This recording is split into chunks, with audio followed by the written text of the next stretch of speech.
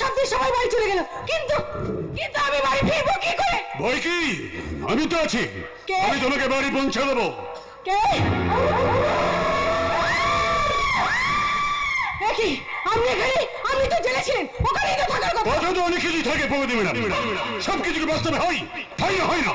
তোমার জন্য আমাকে জেলে যেতে হয়েছিল, তাই অনেক কাঠখড় পুড়িয়ে আজই আমি জেল থেকে ছাড়া পেয়েছি। ছাড়া পেয়ে পুরনো পথে ফিরে এসেছেন, স্বভাব কখনো পাল্টাবে না দেখছি। এত সহজে কি পুরনো স্বভাব পাল্টানো যায় প্রগতি ম্যাডাম? তোমার জন্য আমাকে আমার গর্ভবতী স্ত্রী গীতাকে ফেলে রেখে ওই জেলে যেতে হয়েছিল, আর তারই প্রতিশোধ নিতে আজ আমি এখানে এসেছি। এলো, অত দূরে দাঁড়িয়ে কেন? আমার কাছে এসো। কেন আমার কথা শুনতে পাচ্ছ না? যে কেউ কথা বলে যে শুনতে হবে এমন কোনো কথা নেই। ও, তার মানে তুমি আমার কাছে আসবে না? তুমি আমার বুকে ধরা দেবে না? তাহলে এই নির্জন রাস্তাতে আমি তোমার শরীর থেকে ওই শরীরটা খুলে এত রেগে যাচ্ছ কেন পেয়ারি? এত রেগে যাচ্ছ কেন? আমার রাগ এখনো দেখিস নি কুকুর, ভুলে যাস না মা কালী, মা মহিষাসুর মন্ত্রী রাগ দেখেছিল ওই অসুর বংশকে। বুদ্ধি নেই, মাথায় শালা এক ফোঁটা বুদ্ধি নেই।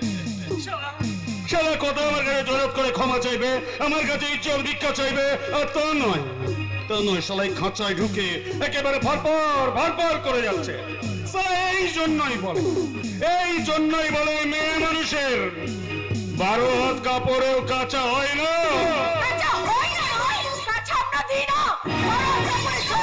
যদি কাঁচাতে খরচা করে ফেলি তাহলে তোদের মতো কাপুরুষগুলো মুখ লুকোবার জন্য মা বোনদের বিশাল আচর পাবে কোথায়? সহ্য করা যায় না, একদম সহ্য করা যায় না। এত একটা জ্বালাময়ী নারী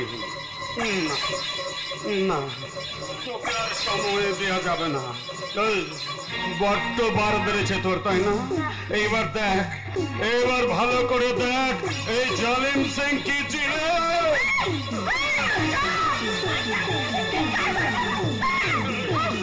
জালিম সিং যখন কোন পবিত্র কাজ করে তখন কেউ বাধা দেয় না।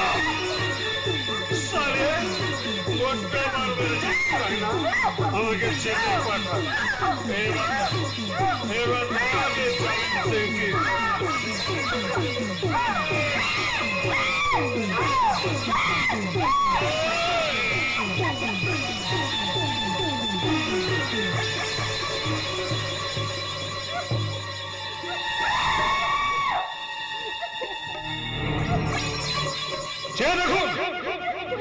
দেখুন আদর্শ নগরের জনগণ প্রতিবাদ খাচ্ছে, বোবা হয়ে গেছে ধরিত্রী। ওই প্রগতির কপাল পোড়ার গন্ধ বেরোচ্ছে।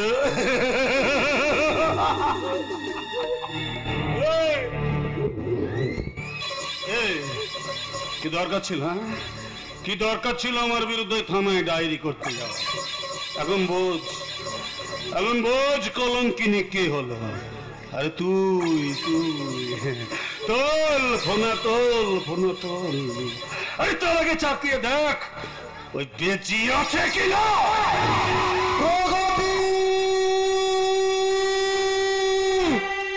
প্রগতি কোথায় তুই? প্রগতি সালা প্রগতির দাদা প্রভাত এদিকে আসছে না, এখানে থাকা ঠিক নয়। আমি একটু ওইদিকে লুকিয়ে পড়ি।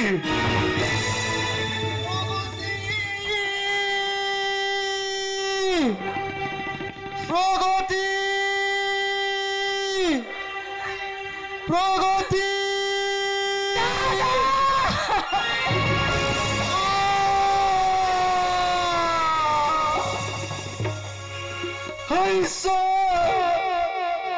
তুমি আমায় কি দেখালে? ঈশ্বর, তুমি আমায় কি দেখালে? কেন প্রভাত ভাই, কেন বোনের নগ্ন শরীরটা দেখতে পাচ্ছি খুব লজ্জা করছি। এই দেখো প্রভাত ভাই, এই আমি জাতীয় পতাকা নিয়ে এসেছি। এই জাতীয় পতাকা দিয়ে আমি তোমার বোনের শরীর ঢেকে দিলাম।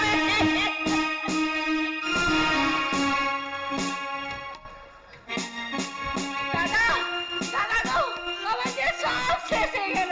গীতা বলতে এলে যদি একটু আগে আসতে। শান্ত হ রে বোন, আর তো তোর কোনো ভয় নেই, আমরা তো এসে গেছি। এবার এবার বলতে বোন, তোর এত বড় সর্বনাশ করলো কে? কে? আমার স্বামী জালিম সিং। দূর থেকে আমি সব দেখেছি প্রভাত ভাই, দূর থেকে আমি সব দেখেছি, কিন্তু কাছে আসার আগে সবকিছু শেষ হয়ে গেল প্রভাত ভাই, সবকিছু শেষ। যাও বাবা যাও, বোনকে নিয়ে তুমি থানায় যাও, থানায় গিয়ে আমার স্বামীর বিরুদ্ধে ডায়েরি করো, আর আমি হব তার প্রধান সাক্ষী। বেশ, তাই হবে। আমি প্রগতি নিয়ে থানায় যাচ্ছি, তুই তাড়াতাড়ি থানায় এসো বৌদি। চল বোন চল, তুই আমার সাথে থানায় চল বোন, থানায় চল। আমি আদর্শ শিক্ষক মন্টু মালিকের মেয়ে, গ্রহের ফেরে শয়তান জালিম সিং এর বউ।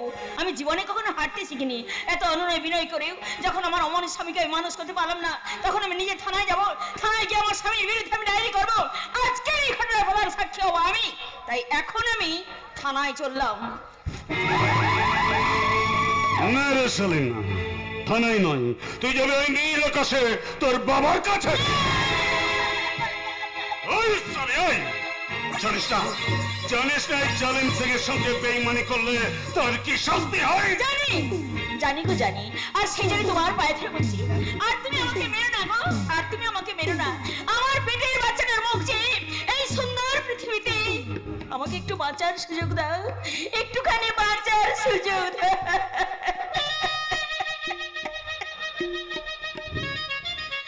জানো গীতা, আমার যখন 10 বছর বয়স, তখন আমার বাবা মারা যায়। মার আমি কোন রকমে ওই ঠোঙা বিক্রি করে, বিড়ি বিক্রি করে আরো সুন্দর জীবন যাপন করছিলাম। কিন্তু হঠাৎ হঠাৎ একদিন একটা ঝড় চলে, রাতে আমার মদ্যপ কাকা আর তার 2 বন্ধু আমাদের ঘরের মধ্যে এসে ঢুকে পড়ল। তারপর ওই শয়তানগুলো আমার গলায় চাকু লাগিয়ে আমার মায়ের কাছ থেকে জোর করে আমাদের ভিটে বাড়ি গালি খেয়ে নিল। কিন্তু তত ওই শয়তানগুলো শান্ত হয়নি। ওই শয়তানগুলো সেই দিন আমার মাকে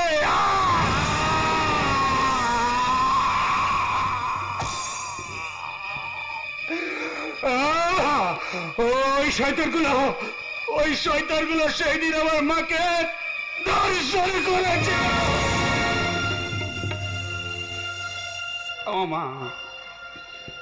আমার মা লজ্জায়, ঘৃণায়, অপমানে আমার মা গলায় দড়ি দিয়ে আত্মহত্যা করেছিল। আমাকে দুঃখের সাগরে ভাসিয়ে দিয়ে চলে গেল আমার মা। তাই তো সেই দিনের সেই 10 বছরের নামলক শিশুটা অবক্ষয়ের ঘূর্ণাবর্তে ঘুরতে ঘুরতে ঘুরতে ঘুরতে বড় হয়ে নিয়েছিল তার মায়ের অপমানের প্রতিশোধ।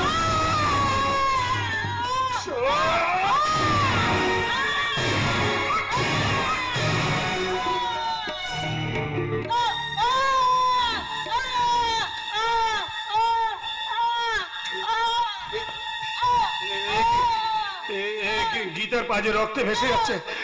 গীতায় দেখো আমি রাগে ক্ষোভে হৃদয়ের জ্ঞান শূন্য, আমি এই কাণ্ড করে ফেলেছি। আমি আমার সন্তানকে শেষ করে দিয়েছি।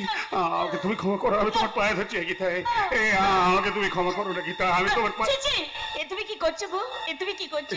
হাজার অপরাধ করলেও তুমি যে আমার স্বামী, তোমার সাথে অত্যাচার আমি ভুলে যাব আমি আমার সন্তান হারানোর জ্বালা। যদি তুমি থানায় গিয়ে আত্মসমর্পণ করো।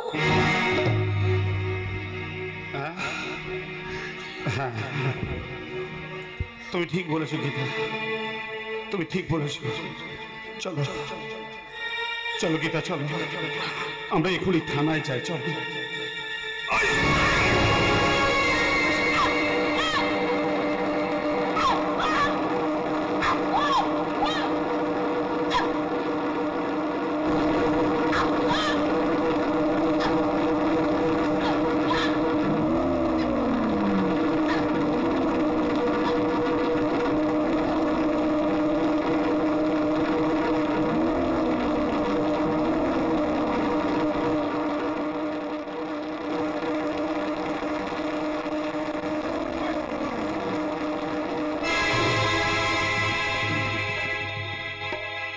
শালি আমাকে থানায় পাঠাবে।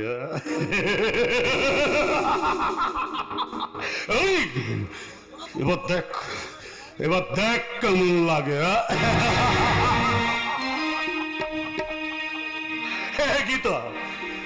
গীতার সঙ্গে সঙ্গে শেষ হয়ে গেল এই জালিম সিং এর জীবনের আর একটা অধ্যায়। এমন মানব জমিন রইল পতি, আবার করলে ফলল সোনা, মনে রে জানো না, মনে রে জানো না। এমন মানব জমিন রইল পতি, আবার করলে ফলল সোনা, মনে রে জানো না, মনে রে জানো না, মনে রে জানো না।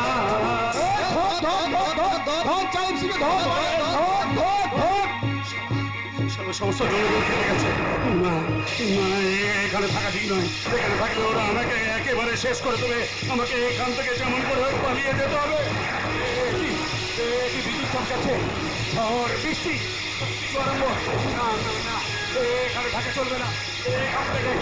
এখান থেকে আমাকে যেমন করে হোক পালিয়ে যেতে হবে, অনেক অনেক দূরে।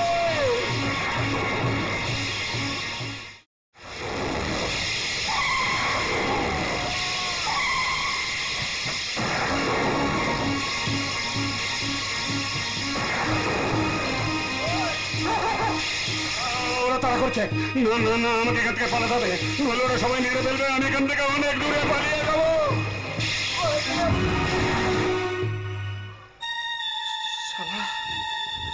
শালা পায়ের মধ্যে কি ঠেকে গেল। শালা কি ঠেকলো কি জানি, দেখি একবার দেখি তো। আমার পায়ের মধ্যে কি ঠেকলো দেখি তো। শালা একটা লাশ। না, দেখি তো মালটা কে। হ্যাঁ দেখি,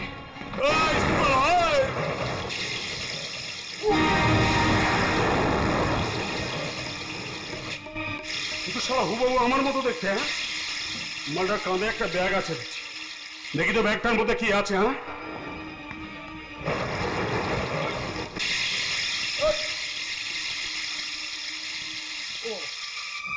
ব্যাগে তো একটা ডায়েরি আছে। আর কি আছে দেখি? এই আধার কার্ড, ভোটের কার্ড, সবই আছে। ডায়েরিটার মধ্যে কি লেখা আছে একটু দেখে নি। হ্যাঁ, ডায়েরিটাতে কি লেখা আছে? ঋষভ, তোমার নাম কি যেন সবই দিয়ে আছে দেখি। ও বাবা, শ্বশুর বাড়ি সব। अरे खुदा जब देता है तो छप्पर फाड़ के देता है। পেয়ে গেছি আমি আমার বাঁচার পথ পেয়ে গেছি। এইবার আমি আমার পরনের পোশাকগুলো ওকে পরিয়ে দেবো, তারপর ওর পরনের পোশাকগুলো আমি পরে নেবো। তারপর না, মালটার মাথা চুলগুলো তো বড় বড় আছে। আমি সারা জেলে গিয়ে মাথাটা নেড়া হয়ে গিয়েছিলাম, আমাকে আবার মাথার চুলগুলো বড় করতে হবে। দাড়িটা ওরও আছে, হ্যাঁ, কিন্তু তার আগে আমাকে একটা ওই পাথরটা দিয়ে শালার মুখটা একটু থেতলে দিই, যাতে কেউ চিনতে না পারে।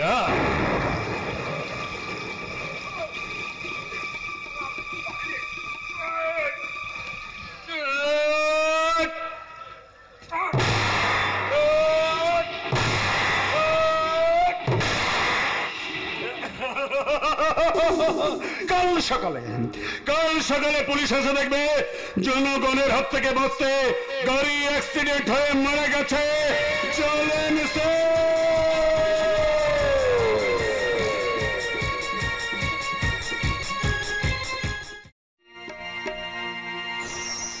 আমার তুমি আছো,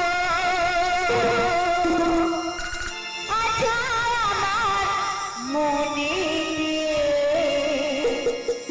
সকল কাল থাকো খেলাতে।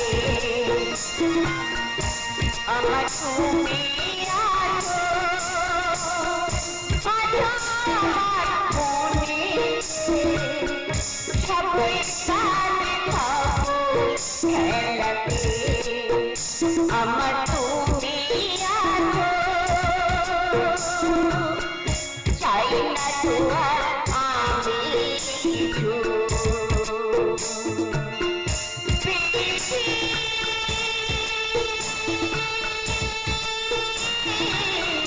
সবই তোমার মাঝে, চাই না তো আর আমি কিছু।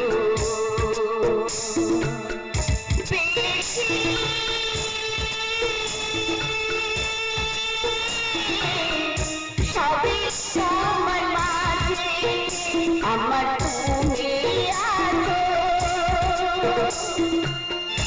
আছো আমার মনে। সকল কাজ খবর খেলাতে আমার তুমি আছো।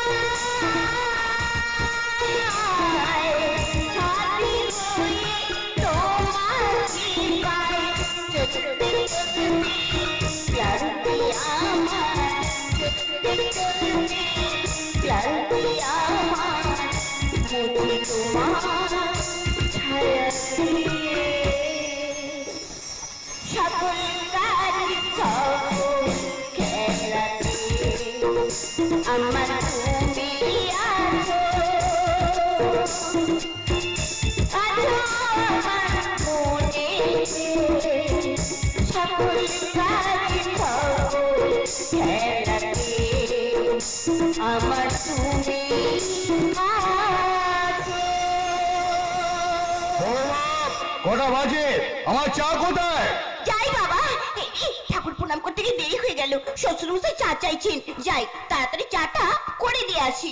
বৌমা, আমার স্নানের জন্য জল গরম করা হয়েছে। ওদিকে শাশুড়ি মা স্নানের জন্য জল গরম চাইছেন, তাই তো আমি করে কি করি? কোন কাজটা আগে করি? দুজনেই যে রাগি। পূর্ণিমা, পূর্ণিমা, এই তো পূর্ণিমা, কি ব্যাপার?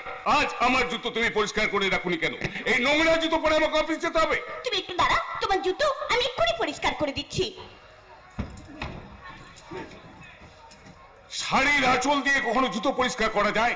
তোমার মতো বউকে না জুতো পেটা করা। আর বিছানা থেকে উঠতে একটু দেরি হয়ে গেল। ভোর রাত পর্যন্ত তোমার পা টিপেছি তো, সেই জন্য। তারপর ঘুমানোর কি দরকার ছিল?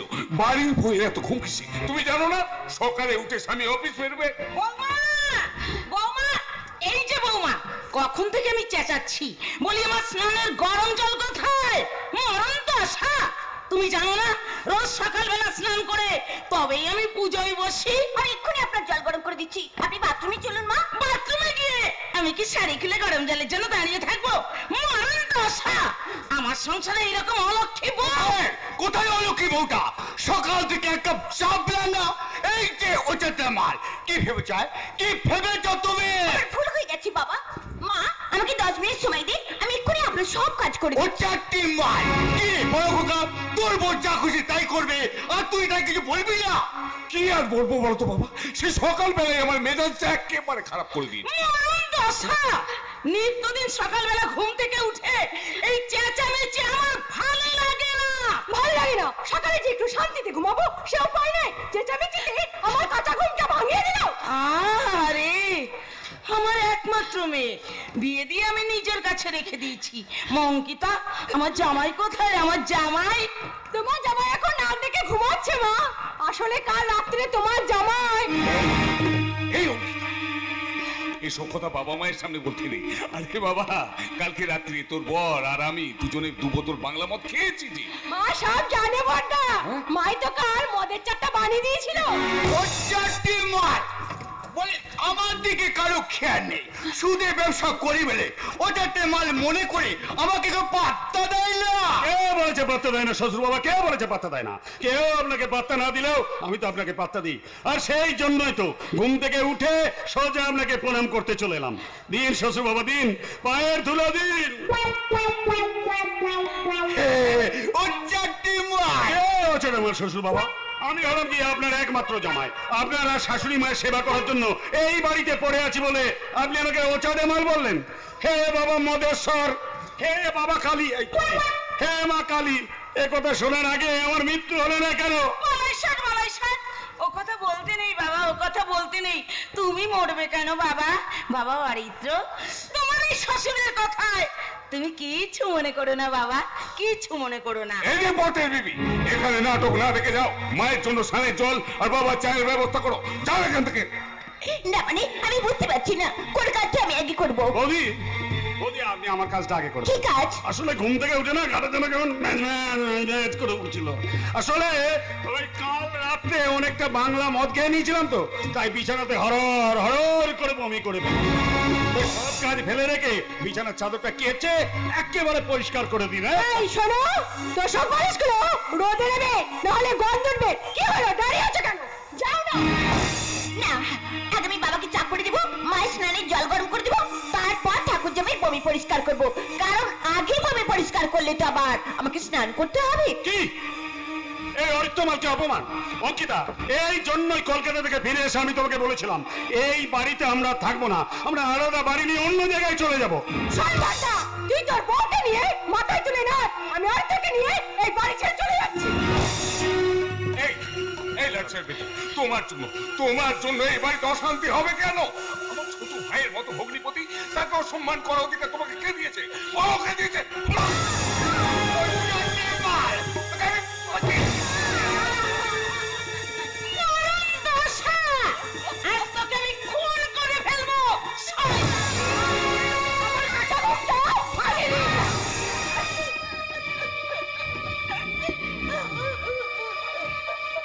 বলছিলাম কি মাল বংশের ছানমাল এই অরিত্রমালকে অপমান।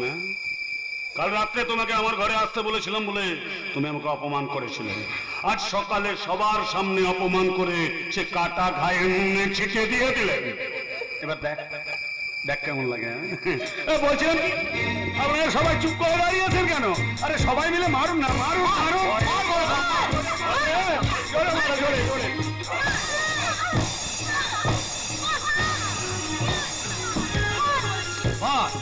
বাহ বাহ বাহ, চমৎকার। এই দৃশ্য দেখে এখন আমি কি করবো? রিপোর্টারদের থেকে বলবো এই মর্মান্তিক ঘটনা আপনারা খবরের কাগজ ছাপুন কিংবা টিভিতে খবর করুন। এই সভ্য দেশে অসভ্যের মতো চলছে গৃহবধূ নির্যাতন। পুলিশ প্রশাসনদের ডেকে বলবো, স্যার এইসব সাদা পোশাকে ঢাকা ভদ্রলোকের মুখোশ পরা অমানুষগুলোকে অ্যারেস্ট করে থানায় নিয়ে গিয়ে কঠোর শাস্তি দিন। উকিল বাবুদের ডেকে বলবো, আপনারা দয়া করে মিথ্যা কেস সাজিয়ে এই পাপী মানুষগুলোকে মুক্ত করে দেবে না। বুদ্ধিজীবীদের ডেকে বলবো, যে দেশে এখন এইভাবে মা বোনেদের নির্যাতিত হতে হয়, সে দেশ কখনো সকল দেশের সেরা হতে পারে না গো বাবু। সকল দেশের সেরা এমন দেশটি কোথাও খুঁজে পাবে না গো তুমি। সকল দেশের রানী সেজে আমার জন্মভূমি, সেজে আমার জন্মভূমি, সেজে আমার জন্মভূমি। ওঠো বৌদি, ওঠো। তোমরা সবাই তোমরা নেগেটিভ ক্যারেক্টার, কিন্তু আমি এই বাড়ির ছোট ছেলে নীলাকাশ এই মুহূর্তে পজিটিভ ক্যারেক্টার হয়ে এই বাড়ির অসহায় এই বড়বের পক্ষে আমি দাঁড়িয়ে গেলাম। ওর পক্ষে দাঁড়িয়ে তুই কি করবি শুনি? তোমরা যা করবেন আমি ঠিক তার উল্টো করবো। যদি ভেবে থাকো এই বাড়িতে বৌদির পাশে দাঁড়াবার মতো কেউ নেই, তাহলে ভুল করবেন। বৌদির আর কেউ না থাক, তার এই লক্ষণ দেওয়ার আছে, যেটা ওর নিজের ভাইয়ের চেয়ে আপন, যেটা ওর পেটের সন্তান না হয়েও সন্তানের চেয়ে অনেক অনেক বড়। তুই ওকে প্রণাম করলি? প্রণাম পার যোগ্যতায় প্রণাম করলাম। শোন দাদা, বউটা তোর, তাই ওকে ভালো রাখার দায়িত্ব কিন্তু তোর। বাড়ির সবাই মিলে বৌদির উপর অত্যাচার করলে আগে তোর লজ্জা উচিত। বৌদিকে আঘাত লাগলে সে আঘাত তোর লাগা উচিত। কারণ স্ত্রী শুধু শয্যা সঙ্গিনী নয় রে, স্ত্রী হলো অর্ধাঙ্গিনী। পুরুষ চৈতন্যের কাপুরুষের মতো বাড়ির সবাই মিলে একটা বউকে অপমান করতে তোদের লজ্জা করছে না? ছি দাদা, ছি। বলি এটা কিরকম হলো? বলি এটাই কি এবার শিক্ষা দীক্ষা কালচার? আরে বড় ভাই পিতৃ তুল্য, ছোট ভাই তাকে অপমান করছে? না না না না, এটা মেনে নেওয়া যায় না। আর আমি তো মোটেই মেনে নিতাম না। এই যে ঘর জামাই বাবু, তুমি যদি আমার বোনের বর না হতে না, বিছানায় যে বমি তুমি করেছো ওটা তোমাকে দিয়ে পরিষ্কার করা করতাম। আমি ভাবতে পারছি না তুমি কি আমার ভগ্নিপতি সেই অরিত্রই নাকি মুখোশধারী অন্য কেউ। মেদিনীপুর থেকে ফিরে আসার পর তোমার চাল চলনে পরিবর্তন লক্ষ্য করছি। আমি ভাবতে পারছি না যে অরিত্র জীবনে দাঁতে একটা সুপারি কাটতো না, সেই তুমি বাড়ির মধ্যে বসে বড় সম্বন্ধে নিয়ে মদ খাচ্ছ। বেশ করেছে, মদ খেয়েছে, তাতে তোর কি রে ছোট খোকা? মরণ দশা। পুরুষ মানুষ একটু একটু নেশাভাং না করলে কি চলে? নিজের একমাত্র ভগ্নিপতিকে তুই এইভাবে অপমান করছিস, তোর বড্ড মার আছে ছোট খোকা। না মা না, আমার নয়, বার বেড়েছে তোমাদের। নইলে বাড়ির বউকে এভাবে নির্যাতন করতে পারতে না। বাড়ির বউকে পায়ের নিচে রেখে ঘর জামাইকে মাথায় তুলে রাখো। একটা কথা জেনে রাখো, জন জামাই ভাগনা তিন নয় আপনার। এই যে ঘর জামাই বাবু, সকলের চোখে ফাঁকি দিয়েও আমি কিন্তু আসল রহস্য উদ্ঘাটন করবোই। আমরা বুঝতে বাকি নেই, তোমারই মদতে এবারে সকলে বৌদির উপর নির্যাতন যাচ্ছে। কিন্তু সাবধান, এই নীলাকাশ ঘোষাল সবার বিরুদ্ধে বিদ্রোহ ঘোষণা করবে প্রতিবাদ। বৌদি একদম চিন্তা করো না, ওরা যাই ভাবুক আমি তোমার পাশে ছিলাম, আছি, থাকবো। অন্ধকারের পর আলো আসে, আকাশে মেঘ করলে বৃষ্টি আসেন, বৃষ্টির পর আবার আকাশ পরিষ্কার হয়ে যায়। খারাপ সময় সবসময় থাকে না বৌদি, ভালো দিন আসবেই। দেখবে জীবনে ঝড় আসে, আবার সেই ঝড় কেটে গিয়ে জীবনে শান্তি ফিরে আসে। তোমার জীবনে সমস্ত ঝড় কেটে গিয়ে আবার তুমি শান্তি ফিরে পাবে বৌদি, আবার তুমি শান্তি ফিরে পাবে। নীলাকাশ ভাই আমার,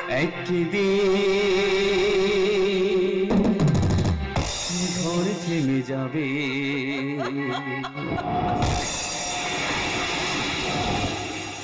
পৃথিবী আবার শান্ত হবে। একদিন ঝড় থেমে যাবে, আবার শান্ত হবে, আবার শান্ত হবে।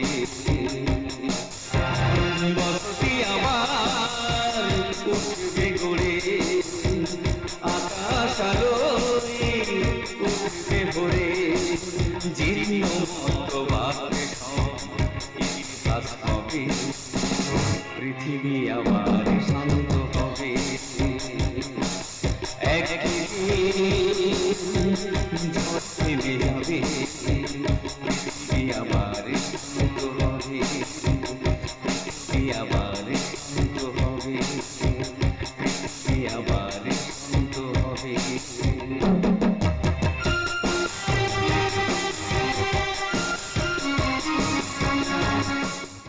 পৃথিবী আর কোনোদিন শান্ত হবে না। কি করে শান্ত হবে? পাপের ভার তো পৃথিবী বহন করতে পারছে না।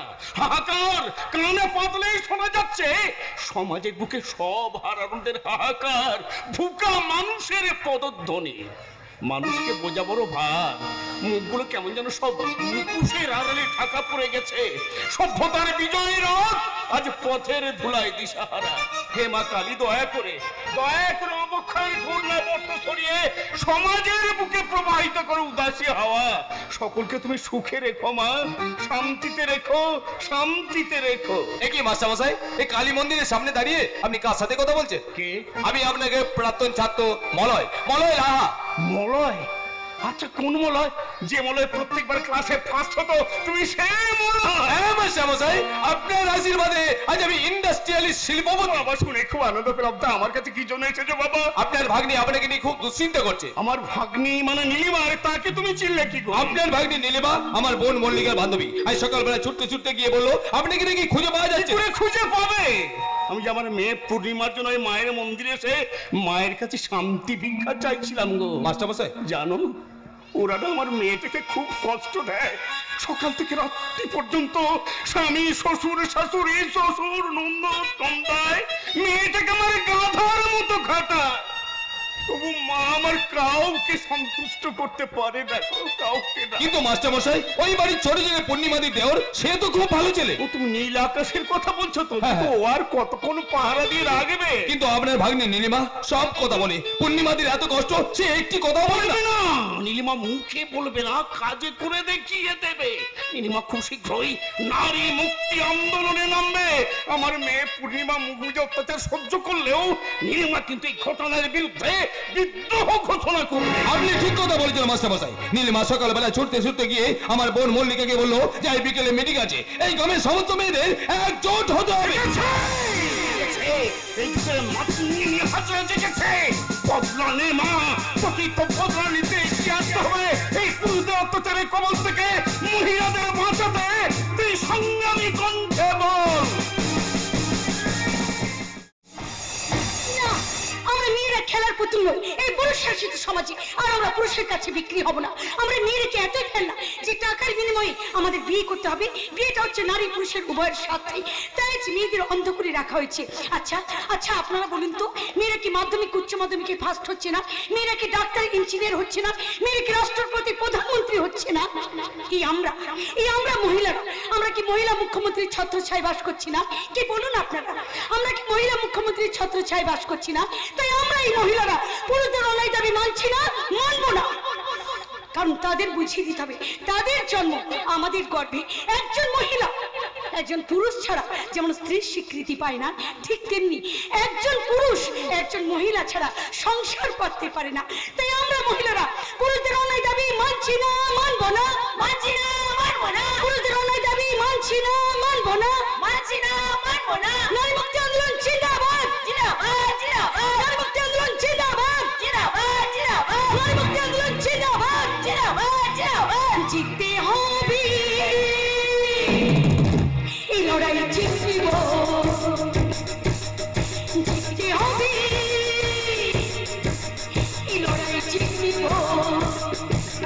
সমাজের অত্যাচার আমরা সবাই রুখব, সমাজের অত্যাচার আমরা সবাই রুখব। এই লড়াই জিতব, এই লড়াই রুখব, এই লড়াই জিতব, এই লড়াই রুখব। অপূর্ব অপূর্ব অপূর্ব, সমস্ত মহিলারা এই বক্তব্য শুনে অভিভূত। তাই সকলের পক্ষ থেকে মাল্যদান করে কুমারী নীলিমা চ্যাটার্জিকে সম্মানিত করা হলো।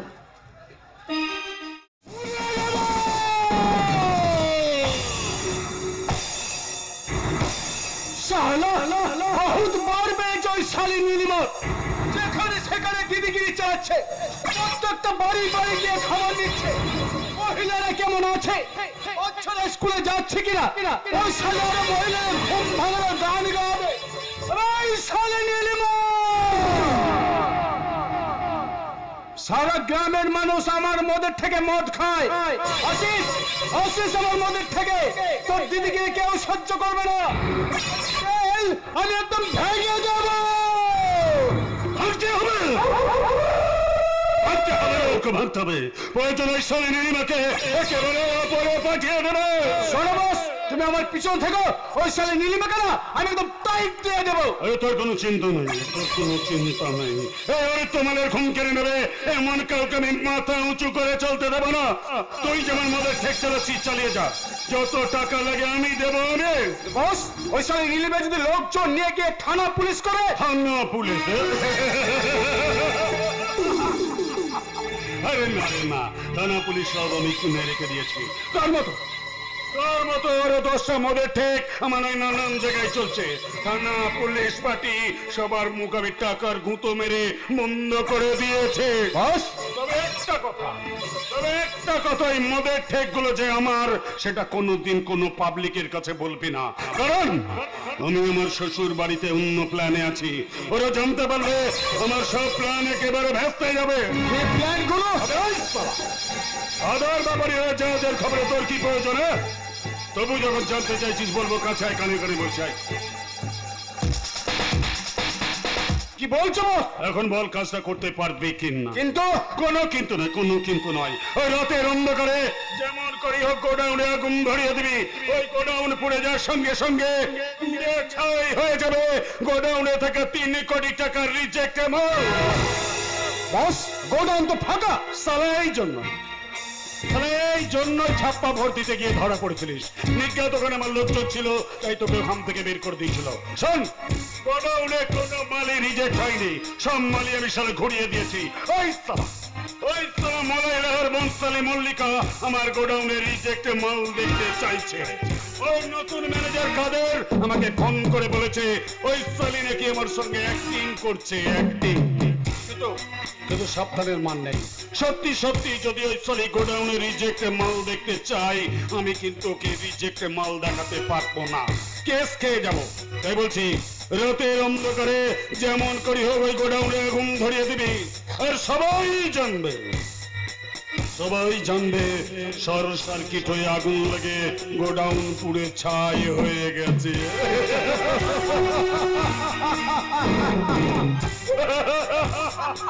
তুমি দেখছো সব মহল্লাকে সর্বশান্ত না করে ছাড়বে না। গেম ওভার না হলে যে আমি গেম করতে পারবো না রে। সবাই জানে আমি সুভাষ ঘোষালের জামাই আর ওই মলাইলাহার পার্টনার। কিন্তু আমি তো জানি আমি সালাকে। কে তুমি? আমি হলাম শয়তানি সাইবার কাফে।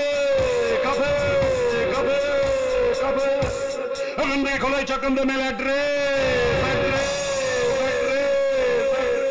পাবে লগন করে দেখা যায় হিংসাকে ওখান থেকে পাঠানো হয় মৃত্যুর ফ্রেন্ড রিকোয়েস্ট।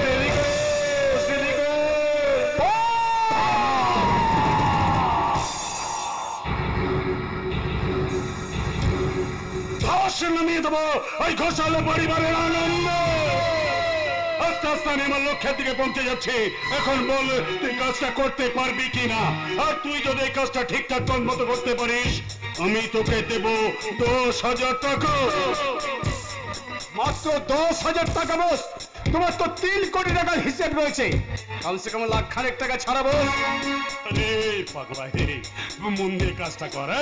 ঠিকঠাক মতো কাজটা করতে পারলে আমি তোকে না 10 নয়, আমি তোকে দেব পুরো 50,000 টাকা। এই তোদের মতো আজকালকার এই ম্যানগুলো এই কাজের শুরুতে সবসময় ওই টাকা টাকা টাকা করিস বলে না জীবনে কোনোদিন উন্নতি করতে পারিসনি, বুঝলে? মন দিয়ে কাজটা কর, আমি দেখবি তোকে ঠিক খুশি করে দেবো। ওকে বস, ওকে। আজ রাতের বেলায় ছোট হাতি গাড়ি করে 1 গাড়ি চোলাই মদ আর 1 পেটি AK-47 গড়বেতা রেল স্টেশনের পাশের বস্তিতে পাঠিয়ে দিবি। ফুল ব্যান্ড হয়ে গেছে, এই ঠিকানার মধ্যে পাঠিয়ে দিবি। একটা কথা মনে রাখবি, চোলাই মদ লোড হবে ঠিক রাত্রে 2টোয়।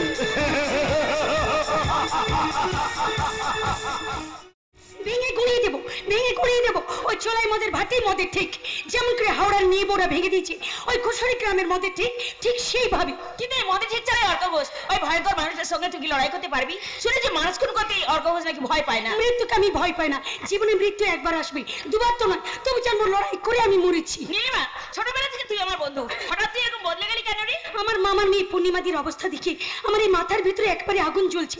যেভাবে হোক ওই বাড়িতে আমাকে ঢুকতেই হবে। হ্যাঁ, পূর্ণিমাদি তো তোর মামাতো দিদি, তুই তো ওদের বাড়ি যেতেই পারিস না। ওইভাবে আমি যেতে চাই না, আমি যেতে চাই অন্যভাবে, অন্য রূপে। মানে সে কথা এখন তোকে আমি বলতে পারবো না। তো আমার কাছে সব কথা বলিস, তাহলে কি এমন কথা যেটা আমার কাছে বলা যাবে না? যদি সাকসেস হতে না পারি? আরে কোনো প্রবলেম নেই, তুই আমাকে বলতে পারিস। তাহলে শোন, বল। কি বুঝলি? তাহলে তো রাত দেখা করা হচ্ছে, একসঙ্গে 2 হবে। এই দেখ, এখনই এত লাফালাফি করিস না, আগে রাস্তাটা তৈরি করতে দিস। সত্যি ছোটবেলায় তুই যেমন ডান পিঠে ছিলি, এখন ঠিক তেমনি আছিস। নইলে বাঁচতে পারবো না রে মল্লিকা, নইলে বাঁচতে পারবো না। মামার কাছে মানুষ হয়েছি, মামা পূর্ণিমাদের জন্য কষ্ট পাচ্ছি, তাই মামার কষ্টটা আমাকে দূর করতে হবে না। তাই যেভাবে হোক ওই লড়াইয়ের ময়দানে আমাকে নামতেই হবে। ওর কথা তুই পা দিস না, ওদের সঙ্গে তুই লড়াই করে পেরে উঠবি না। ওই অশুভ শক্তিকে কোনোদিন জয়ী হতে দেবে না রে মা। মামা, তুমি এতক্ষণ কোথায় ছিলি মামা? তোমার জন্য আমার চিন্তা হয় না? মামা গো, তোমার তো ছেলে নেই, মনে করো না আমি তোমার ছেলে। সেই ছোটবেলা থেকে তুমি আমাকে মানুষ করেছো মামা, তোমার ঋণ হয়তো আমি শোধ করতে পারবো না, কিন্তু তোমার সেবা তো করতে পারবো। তোমার এই মুখটা আমি হাসি ফোটাবো মামা। হয়ে গেছে রে মা, আমার মুখের হাসি চুরি হয়ে গেছে। মামা পূর্ণিমার কথা মনে পড়লে বুকটা আমার ফেটে যায় রে মা। কবিগুরু রবীন্দ্রনাথ ঠাকুরের নোবেল পুরস্কার চুরি হয়ে যাওয়ার পর আজও পর্যন্ত তার যেমন কোনো হদিশ পাওয়া গেল না, তেমনি আমার মুখে চুরি হয়ে যা হাসি আর কোনোদিন ফিরে আসবে না রে মা, কোনোদিন। কষ্ট পাবেন না মাস্টারমশাই, আপনি কষ্ট পাবেন না। তুমি একদম চিন্তা করো না মামা, দিদির জীবনে শান্তি ফিরিয়ে দিব আমি। তুমি শুধু আমাকে একটু সময় দাও। আমি জানি মা তুই পারবি, আমি তো আশীর্বাদ করি। ইতিহাসের পাতায় তোর নাম যেন স্বপ্নাক্ষরে লেখা হয়। না মামা না, ইতিহাসের পাতায় নামের আমার দরকার নেই। আমি একটা নতুন করে ইতিহাস তৈরি করব। তাই আমি যাব ওই নীল আকাশের কাছে। নীল আকাশ মানে পূর্ণিমার দেওর, ওকে তোর কি দরকার মা? এটাই তো আমার দরকার মামা। জীবন যুদ্ধে জয়ী হওয়ার জন্য ওই নীল আকাশ কি আমার প্রয়োজন? নীলিমা তো ঠিক কথাই বলেছে মাস্টারমশাই, ওকে আপনি ওর মতো করে লড়তে দিন। কিন্তু এতে তো নীল আকাশের কোনো দোষ নেই, একমাত্র নীল আকাশই তো ওই বাড়িতে অন্যায়ের প্রতিবাদ করে, পূর্ণিমার সুখে দুঃখে আপদে বিপদে ওর পাশে পাশে থাকে। ওই তো পূর্ণিমাকে বেঁচে থাকার প্রেরণা যোগায়। সেই জন্য তোকে আমার দরকার মামা। ভগবান শ্রীকৃষ্ণ যেমন দাপরে কুরুক্ষেত্রের যুদ্ধের সময় হয়েছিলেন মত্তপণ্ড বর্জনের রথের সারথি, ঠিক তেমনি এই কলিতে আমার জীবন যুদ্ধের রণক্ষেত্রে আমার রথের সারথি হবে ওই নীল আকাশ। ভগবান শ্রীকৃষ্ণের সহায়তায় পঞ্চপাণ্ডব কুরুক্ষেত্রে ধর্মযুদ্ধে জয়ী হয়েছিলেন। আমার স্থির বিশ্বাস নীল আকাশের সাহায্য পেলে আমার প্রিয় বান্ধবী নীলিমা এই যুদ্ধে জয়ী হবে। আমি আশীর্বাদ করি ও জয়ের পথ শুভ হোক, আমার মামরা মেয়ে পূর্ণিমার জীবনে ও সুখ শান্তি ফিরিয়ে আনো। আনবো মানবো, কারণ আমার মাথায় তোমার যে আশীর্বাদ আছে।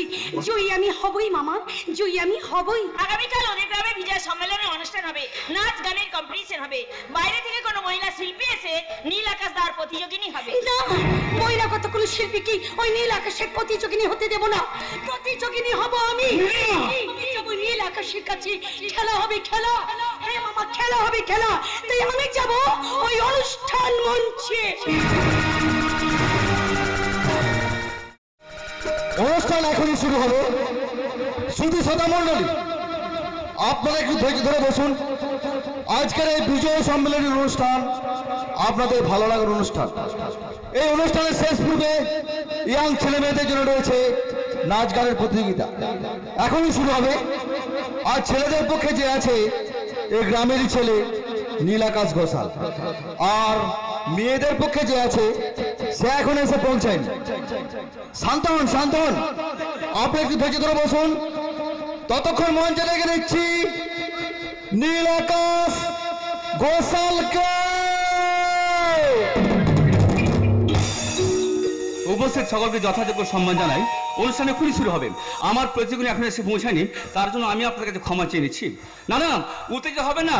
আরে শুনুন শুনুন, পাবলিক খেপে গেছে। এখন কি করা যায় বলো তো নীলাকাশ দা? আমি তো ভাবতে পারছি না আজকে অনুষ্ঠান করা যাবে না। সাজ করে পালিয়ে যাই ভালো, নাহলে পাবলিকের পরে ইট পালকে ছুঁড়ে মারবে। তুমি থাকো, আমি চললাম। না না, আপনি যাবেন না। আপনারা শুনুন, অনুষ্ঠান এক্ষুনি শুরু হবে। আমার প্রতিযোগিনী এক্ষুনি এসে পড়বেন। তার আগে আমি আপনাদের একটা গান শোনাচ্ছি। দয়া করে আমার কণ্ঠে একটা গান শুনুন প্লিজ। আজ এই দিনটাকে মনের খাতায় লিখে রাখো, আমায় পড়বে মনে কাছে দূরে যেখানে থাকো। আজ এই দিনটাকে মনের খাতায় লিখে রাখো, আমায় পড়বে মনে কাছে দূরে যেখানে থাকো। ও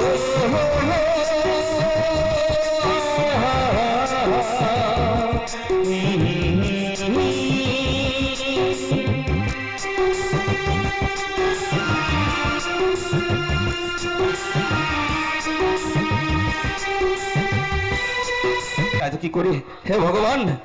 বলেছি ভগবানকে দেখে কোনো লাভ নেই, অনুষ্ঠান শুরু করো। দেখি নীলিমা, কি বলছো তুমি? কাকে অনুষ্ঠান শুরু করবো? আরে বাবা, অনুষ্ঠানটা শুরু করি। দেখো না, আমি আবার তোমার গানের প্রতিযোগিনী। আমার গানের প্রতিযোগিতা হবে তুমি? তুমি কি পাগল হয়ে গেছো? এই দেখো, আমাকে কিন্তু আন্ডার এস্টিমেট করো না। আরে বাবা, তোমাকে তো আমি জানি নাকি, তুমি আমাদের আত্মীয়া।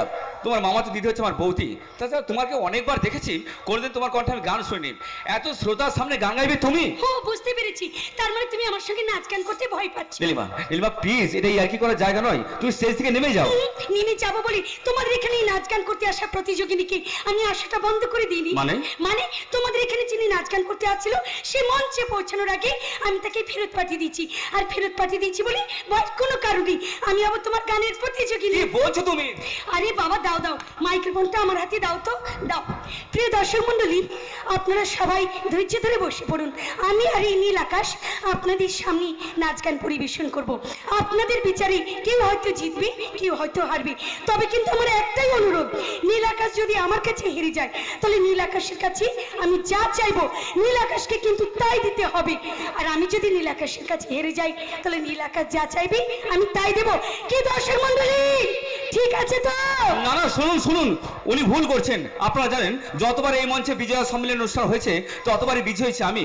উনি কি করে ভাবছেন ওনার কাছে আমি হেরে যাব? প্রিয় দর্শক মণ্ডলী, ইনি এমন বলছেন যেন মা সরস্বতীর বরপুত্র ইনি একাই, কিন্তু মাঝে আমাদের সবার, সেটা কিন্তু ওনার জানা নেই। মাঝে সবার সেটুকু বোধ বুদ্ধি আমার আছে, কিন্তু সবাই কি মাকে ডাকতে পারে না। তাছাড়া গান বাজনা রীতিমতো সাধনার জিনিস, সেই সাধনাকে আপনি করেছেন? যদি করে থাকেন কমিটি দাদা ভাই শুরু করুন প্লিজ। আমরা কমিটির পক্ষ থেকে নীলিমাদিকে অনুরোধ করছি নাচ গানের অনুষ্ঠান শুরু করার জন্য। নীল আকাশ দা, শুরু করো। দুজন মিলে এমন জমিয়ে দাও যাতে পাবলিক ভীষণ খুশি হয়। চালু করো, স্টার্ট। মিলন হবে কত দিনে আমার মনে মানুষের সনে, আমার মনের মানুষের সনে। মিলন হবে কত দিনে আমার মনের মানুষের সনে, আমার মনের মানুষের সনে। ওরে ছেড়ে দিলি সোনার গুণ আর তো পাবো না না না। কি দর্শক মণ্ডলী, ঠিক তো? ছেড়ে দিব না। তাই নাকি? আচ্ছা, তোমায় রিত মাঝারে রাখবো, ছেড়ে দিব না। তোমায় পক্ষ মাঝে রাখবো, ছেড়ে দিব না। তোমায় রিত মাঝারে রাখবো, ছেড়ে দিব না। তোমায় পক্ষ মাঝে রাখবো, ছেড়ে দিব না। ছেড়ে দিলে সোনার গুণ আর তো পাবো না না। ছেড়ে দিলে সোনার গুণ আর তো পাবো না না না। ছেড়ে দিব না, তোমায় রিত মাঝারে রাখবো, ছেড়ে দিব না। রাখবো, ছেড়ে দিব না। তোমায় রিত মাঝারে রাখবো, ছেড়ে দিব না। ও মা, এবারে হিন্দি। ও দাদা ভাই, আমি হিন্দি গাওয়ার পর কিন্তু ওনাকে হিন্দিতে জবাব দিতে হবে, ঠিক আছে? Yama yama yama yama yama yama yama एक खूबसूरत समा आज की रात है जिंदगी कल हम कहा तुम कहा यमा यमा यमा यमा यमा यमा यमा यमा एक खूबसूरत समा बस आज की रात है जिंदगी कल हम कहा तुम कहा।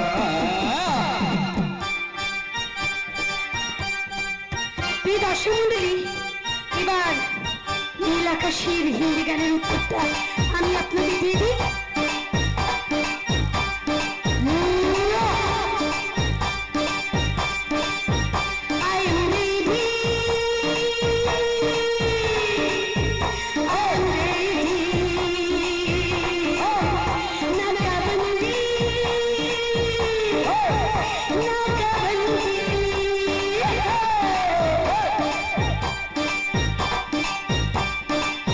Yeah.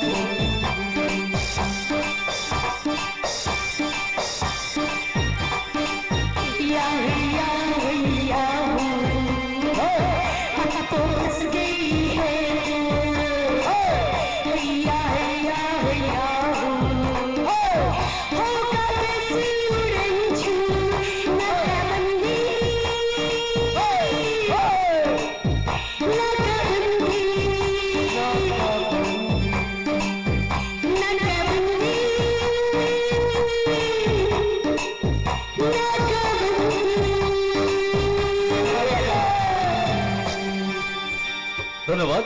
দর্শকদের বিচার আশা না করে আমি স্বীকার করে নিচ্ছি আমার থেকে অনেক ভালো নাচ গান করেছেন নীলিমা চ্যাটার্জি। তাই কমিটির কাছে অনুরোধ জয়ের মালাটা নীলিমা দেবীর গলায় পরিয়ে দেওয়ার জন্য। অসম্ভব, আমি স্বীকার করছি আমার চেয়ে অনেক ভালো নাচ গান করেছে এই নীল আকাশ ঘোষাল। তাই আজকের জয়ের মালাটা একমাত্র পরার অধিকার এই নীল আকাশ ঘোষালি। না না তুমি, না তুমি, আরে বাবা তুমি, না তুমি, বলছি তুমি, না তুমি, না তুমি। আস্তে আস্তে আস্তে দর্শকদের বিচারে যুগ্ম বিজয়ী হয়েছেন নীল আকাশ ঘোষাল এবং নীলিমা চ্যাটার্জি। তাই দুজন শিল্পীকে মালা পরিয়ে সম্মানিত করা হলো। দুজন শিল্পীকে ধন্যবাদ জানিয়ে এবং সমস্ত শতমণ্ডলীকে নমস্কার জানিয়ে আজকের অনুষ্ঠান সমাপ্তি ঘোষণা করা হলো। নমস্কার। এবার বলো এই আড়ালের মধ্যে আমাকে কেন ডেকে নিলে? তার আগে তুমি আমাকে কথা দাও, আমি যা চাইবো তুমি আমাকে তাই দিবে। বলো কি চাও তুমি আমার কাছে? জীবন যুদ্ধে জয়ী হওয়ার জন্য, একজন মহিলাকে প্রাণে বাঁচাতে, এই সমাজটাকে শিক্ষা দেওয়ার জন্য আমি তোমাকে জীবন সঙ্গী হিসাবে পেতে চাই। আমার একমাত্র পরিচয় হবে আমি নীল আকাশের নীলিমা। অসম্ভব। কেন অসম্ভব নীল আকাশ? তুমি যদি সুন্দরী মেয়ে চাও নিশ্চয়ই আমি অসুন্দরী নই। তুমি যদি শিক্ষিতা মেয়ে চাও নিশ্চয়ই আমি অশিক্ষিতা নই। তাহলে বলো কোন দিক থেকে আমি তোমার কাছে পিছিয়ে আছি? তোমার প্রশ্নের উত্তর দিতে আমি রাজি নই। নীল আকাশ, কেন তুমি বুঝতে চাইছো না কেন আমি তোমাকে জীবন সঙ্গী হিসাবে পেতে চাইছি? আমার কাছে সাকসেস হতে গেলে তোমাকে আমার দরকার। তোমাকে এতদিন আমি দেখেছি, আমি ভাবতে পারিনি একটা মেয়ে একটা ছেলেকে এভাবে বিয়ের প্রস্তাব দিতে পারে। আমি পারি নীল আকাশ, কারণ জীবন যুদ্ধে জয়ী হওয়ার জন্য তোমাকেই তোমার প্রয়োজন। তোমাকে অনেকবার দেখেছি, ভাবতে পারিনি তুমি আমাকে এভাবে বিয়ের প্রস্তাব দেবে। I can't imagine. Please please নীল আকাশ, তুমি আমার স্বপ্নটা এইভাবে ভেঙে দিও না। তাছাড়া তুমি আমাদের আত্মীয়, তোমার মামা তো দিদি হচ্ছে আমার বৌদি। আমাদের বাড়িতে দিনের পর দিন অশান্তি ভোগ করছে, তারপরেও তুমি। নীল আকাশ, তুমি তো ওদের মতো নাও। আমার দিদির উপর অন্যের প্রতিবাদটা একমাত্র তুমি করো। তবুও সব জেনে শুনে কেন ওই বাড়িতে বউ হয়ে যেতে চাইছো? সব জানি বলেই তো আমি তোমার স্ত্রী হয়ে তোমার বাড়ি যেতে চাইছি। কিন্তু কেন কেন যে বাড়িতে তোমার দিদি দিনের পর দিন অশান্তি ভোগ করছে সেই বাড়িতে আবার তুমি? নীল আকাশ, এতদিন আমি তোমাকে ভুল চিনেছিলাম। নীলিমা, নীলিমা বিয়েটা ছেলে খেলা জিনিস নয়। একটা ছেলে একটা মেয়ের সারা জীবনের ভবিষ্যৎ। তুমি যদি আমার প্রস্তাবে রাজি হও তাহলে আমাদের ভবিষ্যৎ কোনোদিন খারাপ হবে না। হ্যাঁ নীল আকাশ, আমি তোমাকে কথা দিচ্ছি কোনোদিন তুমি আমার কাছে অসম্মানিত হবে না। একজন স্ত্রী হিসাবে স্বামীর প্রতি যা যা করা কর্তব্য আমি তাই তাই করব। তাই বলছি নীল আকাশ, আজকের এই মঞ্চের জয়টা কি যদি আমরা জীবন জয় যাত্রার পথ শুরু করতে এই ফুলের মালা দিয়ে আমরা দুজন। এতবার বলা সত্ত্বেও যখন শুনছই না তখন একটা কথা বলছি, ছি নীলিমা, ছি। নীল আকাশ, তুমি আমাকে এইভাবে ফিরিয়ে দিলে। হ্যাঁ আমি বাধ্য হলাম। বেশ, আমি চলেই যাচ্ছি, তবে যাওয়ার সময় তোমাকে একটা কথা বলে যাচ্ছি নীল আকাশ। আমার এই পবিত্র মন নিয়ে আমার ইচ্ছেটা আমি তোমার কাছে প্রকাশ করেছিলাম, কিন্তু তুমি তুমি আমাকে ফিরিয়ে দিলে। তবে একটা কথা জেনে রেখো, তোমার বাড়িতে তুমি যেটা করতে পারোনি সেটা আমি করে দেখাবো নীল আকাশ, আমি করে দেখাবো।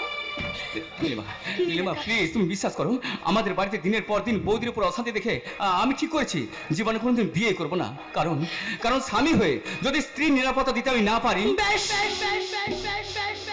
বেশ নীল আকাশ, বেশ।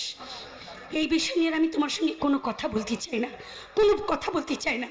একটু আগে তুমি আমাকে ছি বললে না, তাই আমি তোমাকে বলছি ছি নীল আকাশ, ছি। এখনো এই সভ্য সমাজে গৃহবধূ নির্যাতিতা হয়, লজ্জা উচিত এই সভ্য দেশের, লজ্জা উচিত এই সভ্য সমাজের। এখনো গৃহবধূ নির্যাতিতা হয়। আমার কিছু যায় আসে না, মরণ দশা। সময় রান্না হবে না, সময় উঠোন বাড়িতে ঝাঁট পড়বে না, সামনে একটু চা তাও সময় পাবো না। তাড়াবো তাড়াবো ওই অলক্ষীটাকে, ঝেঁটিয়ে বাড়ি থেকে তাড়াবো। চারটে মাল তোমার বোমা তো জলে ঢুকছে, এই অবস্থা বাড়িতে তাহলে লোকে খারাপ ভাববে যে। মরণ দশা, ওই পাড়ার লোক গায়ের লোক কি ভাবলো না ভাবলো তাতে আমার কিছু যায় আসে না। মরণ দশা।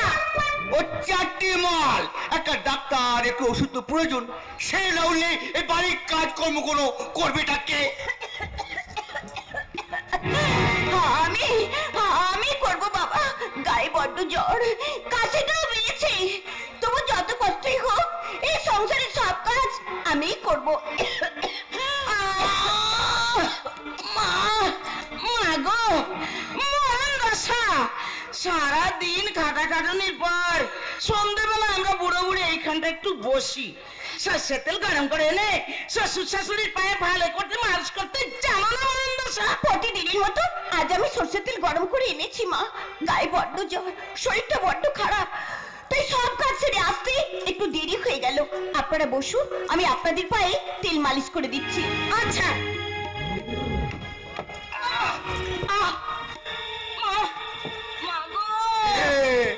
ও চারটি মাল ভেবো না আমাদের আরামের জন্য পায়ে তেল মালিশ করছো। তেল মালিশ করলে তোমারই পুণ্যি হবে আর কি। মা, মা গো, মহানদশা, একটু ভালো করে দোলে দোলে দাও না। জানো তো সামনে একাদশী, তাছাড়া পাশে নদী, জলের হাওয়া বড় ঠান্ডা, তাই ব্যথাটা বড্ড বেড়েছে। ও মা, মা গো, এই মহানদশা, ঘানি ভাঙানো তেলটা এনেছে তো? ছাইটা নাকে ঠুকছে না ও চারটে মাল। ওই তুমি আমাকে ও চারটে মাল বললে কেন? এই কি আরম্ভ করেছো তুমি? মহানদশা, এই তুমি আমাকে মহানদশা বলি কেন? তুমি মহানদশা বলিনি। আমি তোমাকে ও চারটে মাল বলিনি শোনা। মহানদশা, তুমি চুপ করে বসে আছো কেন? মালিশ করো, মালিশ করো। আরে শ্বশুরের লাগবে না, আমার পায়ে ভালো করে মালিশ করো। সপ্তাহে খালি থাকি বাজি। এবার যাও দেখি আমাদের দুজনের জন্য একটু আটা দিয়ে লিখা চা করে নিয়ে এসো দেখি। যাচ্ছি বাবা, আমি এক্ষুনি যাচ্ছি।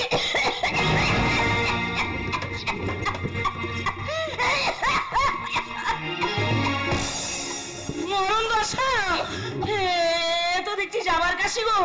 কাশি বড় ছোঁয়াছে, দূরে দূরে থাকো, দূরে দূরে দূরে দূরে। আচ্ছা মা। এই শোনো, যখন চা করবে না তখন যেন কেশো না বাপু, তাহলে থুতু ছিটকে চায়েতে পড়বে। কাশি যখন হয়েছে মরণ দশা, মুখে মাস্ক পরে থাকতে পারো না? মাস্ক। এই যে তুমি তো জানো আমি এই অফিস থেকে বাড়ি ফিরি, একটু সদর দরজায় গিয়ে দাঁড়াতে জানো না? আমার ব্যাগটাকে নিয়ে আসবে। আমার ঢং করে কাশি হচ্ছে, সামান্য একটু শরীর খারাপ, বেশি করে দেখানো হচ্ছে। শোনো, আমার সামনে অভিনয় টভিনয় করবে না, তোমার ন্যাকামো আমি বুঝি। তুই বিশ্বাস করো, গায়ে বড্ড জ্বর। এই অফিস থেকে ফেরার সময় তোমাকে একটু ওষুধ আনতে বলেছিলাম, এনেছো? ও চারটে মাল সারি অফিসে কাজকর্ম করার পর শুনছো উনি আবার অর্ডার করছেন। অর্ডার আমার ভুল হয়ে গেছে বাবা, জ্বরটা যদি আরো বাড়ি তাই। এই বেশি বকো না, যাও ব্যাগটা ঘরে রেখে টেবিলে এক বোতল ঠান্ডা জল আর দুটো গ্লাস দিয়ে যাও। যাও। এইভাবে প্রতিদিন মদ খেও না, তোমার শরীর খারাপ করবে। এই, তুমি ওকে মা বাবার সঙ্গে অপমান করছো। জানো মরণ দশা, মার না খেলে সোজা হয় না দেখছি। এই সঙ্গের মতো দাঁড়িয়ে আছো কেন? চাটা কে করে আনবে শুনি?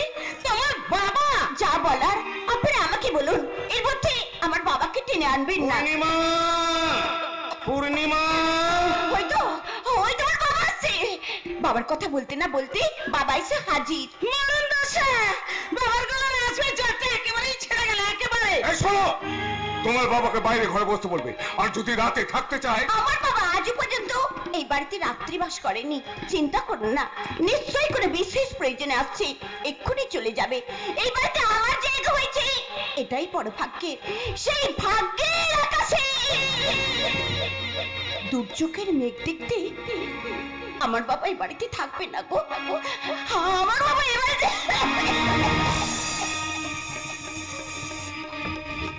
বাবা, তোমাদের কথা শুনে পূর্ণিমাকে বিয়ে করে আমি ভুল করেছি বাবা। কারো কাছে পরিচয় দিতে পারি না যে ওটা আমার বউ। ও চারটে মাল বলে পরিচয় দেবার দরকার কি রে বাবা? ঘরের জিনিস ঘরেই থাক। ও হ্যাঁ, ভালো কথা। কি বাবা? সামনে মাসে আমার প্রমোশন, 1 লাখ টাকা দিতে দেবে। আমার টাকাটাকে দেবে। আমি আমার টাকা সব তো সুদে ব্যবসা খাচ্ছি রে বাবা, হাত পুরো খালি, আমি তো পারবো না। মরণ দশা, শ্বশুরের কাছ থেকে যে চাইবি সে একটা ভিখারির বাচ্চা। শ্বশুরের কাছ থেকে চাইবি, আমার প্রমোশন হবে, আর শ্বশুর টাকা দেবে না কেন? এই বড় খোকা, তুই যেন নিচে গিয়ে যাস না বাবা, ওই বউকে বাপের বাড়িতে পাঠিয়ে দে না, ওকে দিয়ে চা করাবি কেমন? বাবা জানেন মা,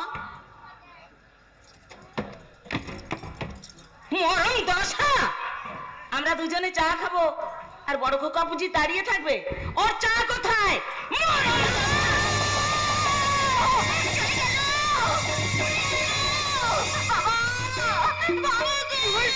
কি হয়েছে? তুই এভাবে চিৎকার করছিস কেন? কি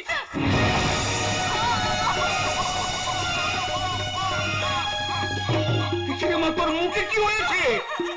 ওরা চুপ করে আছিস কেন বল।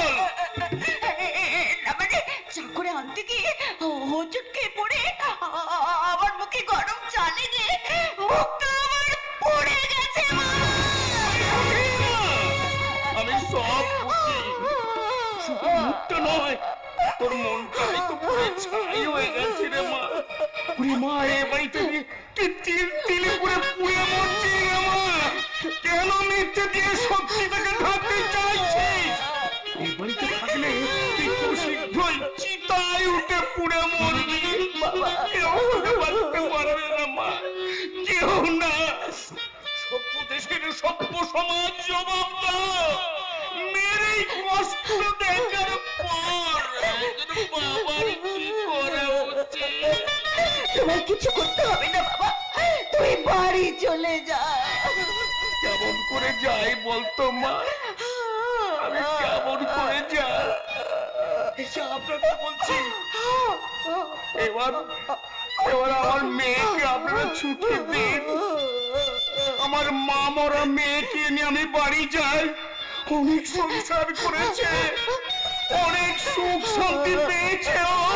আমি এক অসহায় বাবা আপনাদের কাছে আমার মেয়েকে দিতে চাইছি।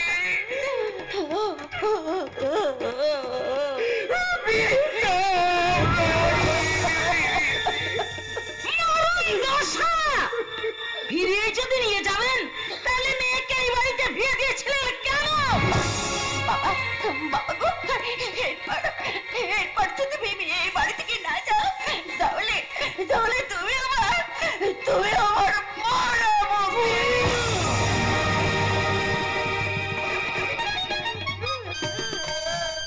আমি জানি রে মা, তোর ওই মরা মুখ দেখতে খুব শীঘ্রই আমাকে এই বাড়িতে আসতে হবে। তবে আমার জন্য তোকে মরতে হবে না মা। আমি কিছু বলবো না, আর আপনাদের কিছু বলবো না। শুধু ঈশ্বরকে ডেকে বলবো, ঈশ্বর এমন একটা মহামারী এনে দাও, সব পাপ উঠিয়ে মুছে সাফ হয়ে যায়।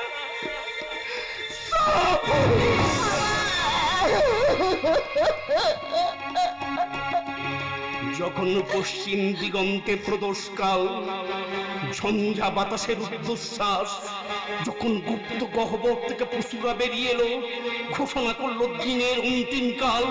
এসো যুগান্তের কবি, আসন্ন সন্ধ্যার শেষ রশ্মি পাতে তারা ওই মানহারা মানবের দ্বারে বলো ক্ষমা করো হিংস্র প্রলাপের মুখে। সেই হোক তোমার সভ্যতা, শেষ পূর্ণ প্রাণী, সেই হোক তোমার সভ্যতা, শেষ পূর্ণ প্রাণী।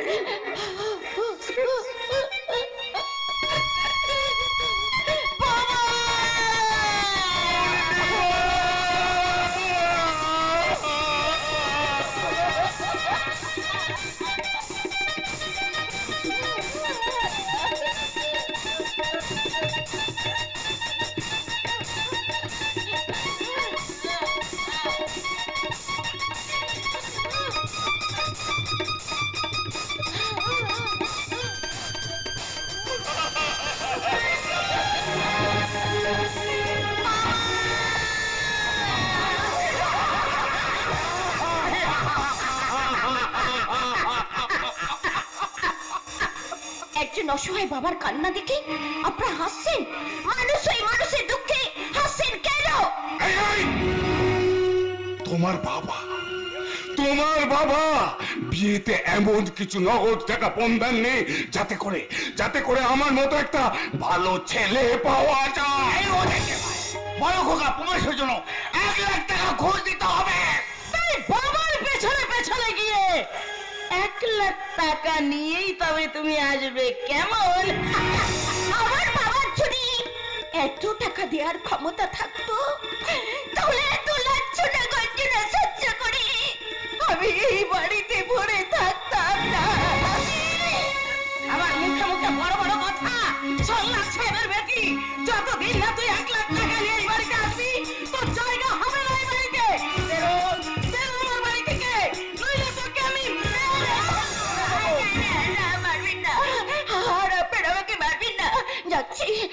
যাচ্ছি, এক্ষুনি আমার বাবার কাছে যাচ্ছি, আমার এক্ষুনি বাবার কাছে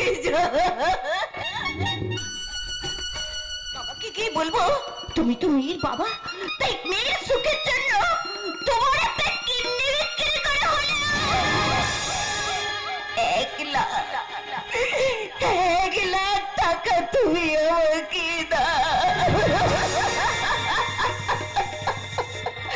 তুমি তো মেয়ের বাবা, তাই মেয়ের সুখের জন্য তুমি এইটুকু করবে না? আমার দেখতে না স্বামীর প্রমোশন হবে, প্রমোশন। তাই মেয়ের সুখের জন্য তুমি এইটুকু করবে না? বলো না বাবা, বলো না, তুমি এইটুকু করবে না? তুমি বলো না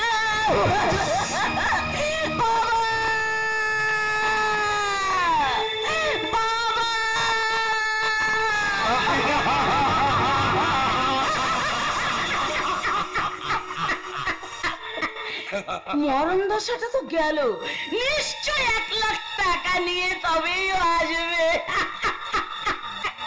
শোন শোন বড় খোকা, তোর প্রমোশনের পর না প্রথম মাসের মাইনের টাকা নিয়ে আমি আর তোর বাবা কাশী বিশ্বনাথ দর্শনে যাব।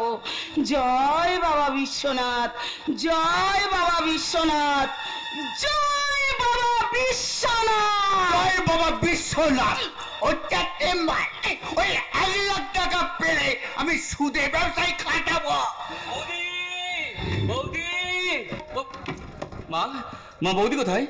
দাদা, দাদা বৌদি কোথায় রে? বাবা, বাবা তুমি জানো বৌদি কোথায় গেছে? দাদা এই নেগুলো ধর, বৌদিকে দিয়ে দিস। কি রে, নিবি না? মা, মা তুমি ধরো।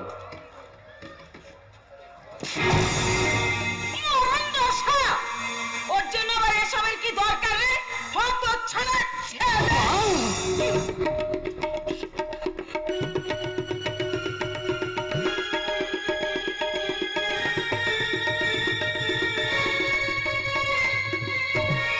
মা গো, তুমি তুমি এগুলো মাটিতে ফেলে দিলে মা? অসুস্থ বৌদির জন্য আমি কিছু ফল আর ওষুধ নিয়ে এলাম, আর তুমি তুমি এগুলো মাটিতে ছুঁড়ে ফেললে। এই বৌদির জন্য, বৌদির জন্য তোমার এত দরদ কিসে শুনি? তোর এই প্রশ্নের উত্তর আমি দিতে পারবো না দাদা। তা কেন পারবে? ওই বৌদি তো তোমার মাথাটা খেয়েছে। বেকার হয়ে ঘরে ঘুরে বেড়াচ্ছিস, সারাদিন আমি অফিসে কাজে ব্যস্ত থাকি, আর সেই সুযোগে বৌদির সঙ্গে তুই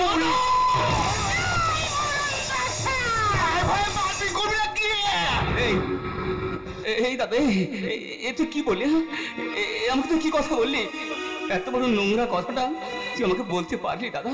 ওরে ওরে বৌদিকে আমি যে আমার কোন জায়গায় বসিয়েছি তা তোকে বোঝাতে পারবো না রে, তা তোকে আমি বোঝাতে পারবো না।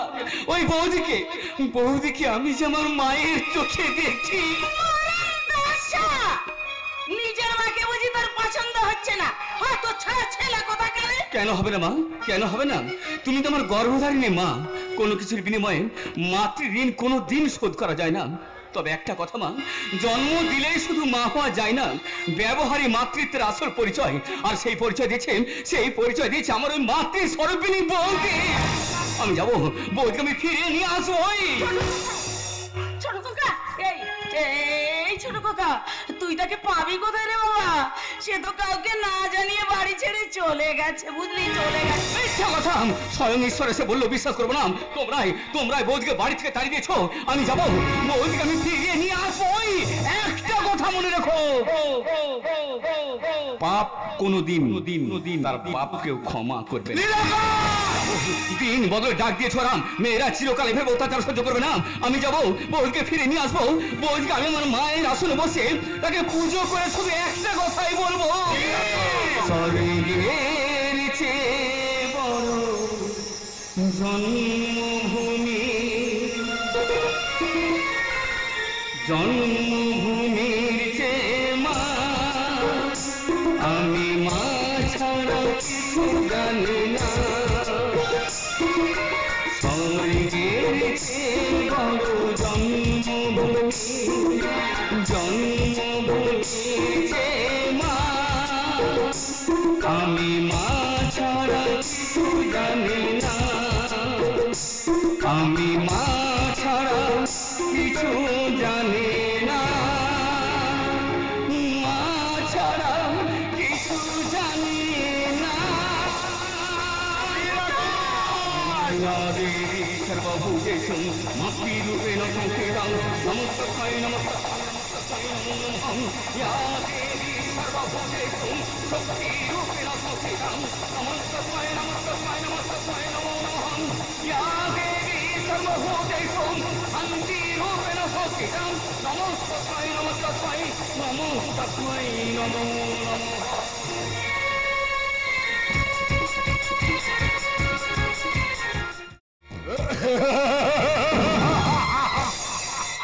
দাপর যুগে মাতুল শকুনি যেমন দুর্যোধনের কাঁধে বন্দুক রেখে শিকার করেছিল, এই কলি যুগে আমি ঘর জামাই থেকে আমার বইয়ের কাঁধে বন্দুক রেখে শিকার করছি। ওকে শিকন্ডি সাজিয়ে আমি আমার রাখেরটাকে গুছিয়ে নিচ্ছে। এই অরিত্তমাল তার টার্গেটে আগুন লাগিয়ে দিয়েছে, আর সেই আগুনে পূর্বে ওই ঘোষাল পরিবার আমার শ্বশুর বাড়ি পূর্বে ওই নীলাকাশ ঘোষালের সম্পূর্ণ আর সেই ছাই গাদার উপরে বসে তুমি সম্রাট নীরর মতো বাজাবো আমার সাফল্যের বেহালা। কিছুদিনের মধ্যে ধূলিসাৎ করে দেবো ওই সভ্যতাকে। এই এলাকার প্রত্যেকটা মানুষকে আমি বুঝিয়ে দেব আমি ভালোবাসি, কিন্তু ভালোবেসে ফেলি না। আমি নাচাই কিন্তু নিজে নাচি না। আমি পড়াই কিন্তু নিজে পড়ি না। অরিত্তমাল যা চাই সে তাই পাই, আর যা পাই না তা সে জোর করে পেতে চাই। তোমার কথা মতোই সালাল্লাহ বাবুর গোডাউন পুড়িয়ে ছাই করে দিয়েছে। এই জন্যই তো তোকে এত ভালোবাসি, রে ভাই। সে তো আপনাকে ভালোবাসতেই হবে অরিত্র বাবু, কারণ এটাই তো যুগের নিয়ম। নেতারা গুন্ডাদের ভালোবাসবে, গুন্ডারা নেতাদের ভালোবাসবে, আর কতিপয় পুলিশ দেখেও চুপ করে থাকবে। এই জনগণ ভয়ে মুখ লুকোবে, শাসক শোষক হয়ে এসি লাগানো ঠান্ডা ঘরে বসে চিটিং করার মিটিং করবে। আর ঠিক সেই সময় হাওড়া জেলার মালিকগঞ্জ থানার ঘুষুরিতে বিষ মদ খেয়ে মারা যায় কিছু গ্রামবাসী। কলকাতার বুকে গণধর্ষিতা হতে হয় নাবালিকাকে। থানা থেকে মাত্র 2 কিলোমিটার দূরে কিছু গ্রামবাসীকে পুড়িয়ে মারা হয়। কি বলতে চাইছো তুমি? বলতে চাইছি আগেকার দিনের নেতাজি সুভাষচন্দ্র, ক্ষুদিরাম, বিনয় বাদল দীনেশের ছবি লাগানো হতো বেডরুমে, কিন্তু এই আপনার মতো গুন্ডাগুলো যেভাবে গুন্ডামি করে দেশ চালাচ্ছেন, তাই আপনাদের ছবি বেডরুমে তো দূরের কথা, কেউ বাথরুমে তো লাগাবে না। তোমার কি হয়েছে বলতো? যাত্রার আদর্শ চরিত্রের মতো গেট ডায়লগ মারছ। জিজ্ঞাসা করতে আপনার লজ্জা করছে না? এই যে আপনি, আপনার কুমন্ত্রণায় প্রতিনিয়ত ঘোষাল বাড়িতে আমার দিদির উপর চলছে শারীরিক মানসিক নির্যাতন। বলুন কেন করছেন আপনি এইসব?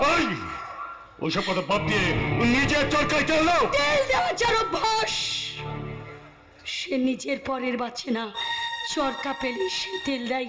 বলুন কেন আমার দিদি ওই বাড়িতে শান্তি পাচ্ছে না? পাবে না। গরিবের মেয়ের আবার শান্তি? সারা হাটের মাল তার আবার ইজ্জত। সামনে কথা বলবেন ঘর জামাই বাবু। আমার দিদির সম্বন্ধে একটা কথা বলি, আমি আপনার জিভটা টেনে ছিঁড়ে নেব। এই নীলিমা, তুমি ওকে জানো না? তুমি জানো ওর মাথার উপর কার হাত আছে? আমি ইচ্ছে করলে এখন এই মুহূর্তে এই মন্দিরের সামনে দাঁড়িয়ে তোমার পরনের শাড়িটা খুলে নিতে পারো। না অরিত্র বাবু, না, আপনি সেটা পারেন না। ভুলে যাবেন না, এটা আপনার স্ত্রীর অঙ্কিতার পরনের শাড়ি নয় যে আপনি ইচ্ছা মতো খুলে নেবেন। মনে রাখবেন, আমি আপনাদের মতো শয়তানদের অ্যালার্জি। নাম আমার নীলিমা চ্যাটার্জি। তোমার মতো কত নেত্রীকেই তো আমি দেখলাম, প্রথমে তোর সাপের মতো ফসফস করে, তারপর আমাদের মতো পুরুষ মানুষদের দেখলে ওই সুরসুর করে গর্তে ঢুকে যায়। এই নীলিমা চ্যাটার্জি যে সে সাপ নয়, কিন্তু সে কিন্তু একেবারে জাত কেউটে, যার একটা ছবি অনেক রাখবল ছবি হয়ে যায়। ছবি এক ছবি ছবি কচি করে ওইখানেই তো গন্ডগোল। যেখানে গন্ডগোল বাঁধবে, যেখানে দুর্নীতি হবে, সেখানে ন্যায় দণ্ডের চাবুক হাতে এই নীলিমা চ্যাটার্জি পৌঁছে যাবে। আমার ওই ন্যায় দ্বন্দ্ব ভেঙে চুরমার করতে আমরা প্রতিরোধ করব। কখনো সাগরের গতিরোধ করা যায় না। সমস্ত বাধা বিপত্তি উপেক্ষা করে এই শ্রমজীবী মানুষের দল ছুটে আসবে কৈফিয়ত চাইতে। কৈফিয়ত? কিসের কৈফিয়ত? ব্যভিচারের কৈফিয়ত, বঞ্চনার কৈফিয়ত, ফাঁসি দড়ি কিংবা বন্দুকের গুলি ওরা ভয় পায় না। হাতি ঘোড়া গেল তোল, আরে মশা বলে কত জল।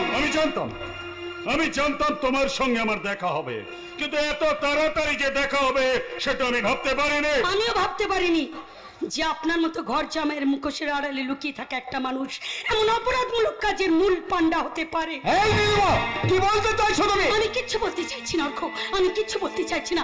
বলতে চাইছি এই মেহনতি মানুষের মনে চেপে থাকা তোমার এই বসের বিরুদ্ধে অভিযোগ। ইয়েস, অভিযোগ। প্রথমত আপনার মধ্যে যেসব চোলাই মদের ভাটি চলছে সেসব ভেঙে গুড়িয়ে দিতে হবে। রাইস মিল চালানোর নাম করে রাইস মিলের পেছনে যেসব মধু চক্র চলছে সেসব বন্ধ করতে হবে। তা যদি আপনি বন্ধ না করছেন তাহলে আমরা এই মহিলারা 7 দিনের মধ্যে ভেঙে গুড়িয়ে দেব। এই নীলিমা, ওসব ভুয়ো তরবারি না, অন্য জায়গায় দেখিও। ওসব ভুয়ো তরবারিতে আমাদের অরিত্তমাল বাবু কর্ণপাত করে না। একটা কথা ভুলেছেন না অর্ক, কালের চক্র বক্র গতিতে ঘুরিতে ছবিরত, আর যারা কালের শীর্ষে কাল তারা পদানত। এই গ্রামের মানুষ অত্যন্ত নিরীহ, তাই এখনো পর্যন্ত আপনারা এখানে বাস করতে পারছেন। রাঙাবেন না, মাল বংশের ছাট মাল। এই নীলিমা চ্যাটার্জি এই অর্কের মতো আপনার কিনা গোলাম নয়, তাই আপনার সঙ্গে আমার খেলা হবে, খেলা। Understand? You better understand. Boss, ব্যান্ড করে দেবো, ব্যান্ড করে দেবো। তোর এই হাসি খুশি ভরা জীবনটাকে আমি একেবারে ব্যান্ড করে দেবো। আমি পারতাম এখন এই মুহূর্তে আমাকে অপমান করার প্রতিশোধ আমি দিতে পারতাম, কিন্তু না, আমি ইচ্ছে করিয়ে নিলাম না। কারণ ওই খেলিয়ে মাছ ধরার আনন্দটাই আলাদা। প্রদীপ জ্বালানোর আগে সলতে পাকানোর একটা কাজ থেকে যায়।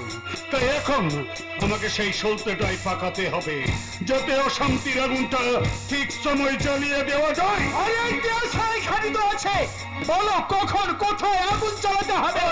এখনই ওই সালি নীলিমা আদিবাসী পাড়া থেকে বাড়ি ফিরবে, আর আমি চাই ওই মাঝ রাস্তাতেই সালি নীলিমাকে একেবারে ওই ওপরে পাঠিয়ে দেবে। কিরে, পারবি তো? পারবো বস, পারতে আমাকে হবে। এ অর্কারিত্ব যেখানে, চিন্তা নেই সেখানে।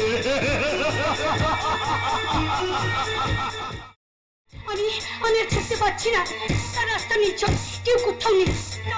তাহলে আমি এখন কি করি? না, যেভাবেই হোক ওই শয়তানটার হাত থেকে আমাকে রক্ষা পেতে হবে। আমি ছুটতে পারছি না। ছুটে কি লাভ সুন্দরী? ধরো তো তোমাকে দিতেই হবে।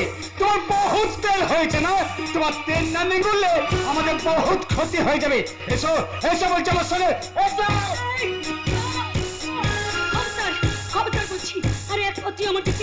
আরে না, এগুলো তোমাকে ধরবো কি করে?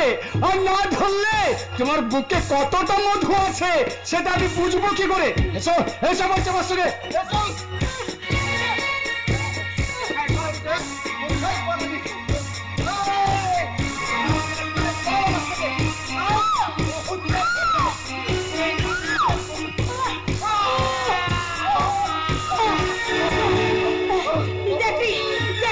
কেমন লাগে মনে রাখিস, প্রয়োজন আমি নাগিনী হতে পারি।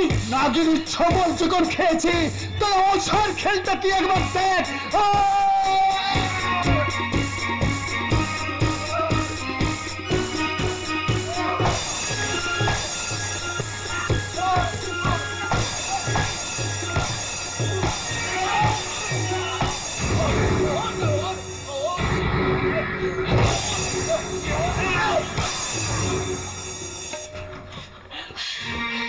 হাসিস কেন রে? যদি বাপের বেড়া হোস তাই দেখি। নীল আকাশ, কি তুমি নির্জন রাস্তায় কি করছিলে? আরে বাবা, ওই আদিবাসী পাড়া থেকে সাক্ষরতার মিটিং সেরে আমি বাড়ি ফিরছিলাম। এ কি নীল আকাশ, তোমার কপাল ফেটে রক্ত বেরোচ্ছে। দাঁড়াও দাঁড়াও। না না, ও কিছু না। তোমাকে বাঁচাতে যে রক্ত আমার কপাল থেকে ঝরেছে সেই রক্ত আমি নষ্ট হতে দেবো না। তুমি কি জানো আমি তোমাদের বাড়িতে যাচ্ছিলাম, কেন? বাড়ি ফিরে দেখি বৌদি বাড়িতে নেই। বুঝলাম আমার বাড়ির লোক হয়তো বৌদিকে তাড়িয়ে দিয়েছে। আর কোনো দিন বৌদিকে আমি বাঁচতে পারবো না। নীল আকাশ, আর ঠিক সেই সময় মনে পড়ে গেল তোমার কথা। ভেবে দেখলাম তুমিই ঠিক আমি ভুল, তাই তুমি তোমার কাছে আসছিলাম। তুমি এসে মিশে না পড়লে আমার চরম সর্বনাশ হয়ে যেত। আর যাতে কোনোদিন সর্বনাশ না হয় তার দায়িত্ব আমি নেব। নীল আকাশ, আমার এই রক্ত তোমার স্মৃতিতে পরিয়ে দিই। নীল আকাশ, হ্যাঁ নীল আকাশে আজ আমি রক্ত স্মৃতিতে পড়ে শপথ নিচ্ছি, যারা আমার দিদির উপর চালিয়েছে শারীরিক মানসিক নির্যাতন, তাদের উপর আমি প্রতিশোধ নেব, প্রতিশোধ, চরম প্রতিশোধ। আজ আমি শপথ নিলাম, প্রতিজ্ঞা আমি করলাম, প্রতিশোধ আমি নিব, প্রতিশোধ আমি নিব। তোমার রক্তে আমার সুহাগ, তোমার রক্তে আমার সুহাগ। আজ আমি শপথ নিলাম, প্রতিজ্ঞা আমি করলাম, প্রতিশোধ আমি নিব, প্রতিশোধ আমি নিব। তোমার রক্তে আমার সোহাগ, তোমার রক্তে আমার সোহাগ।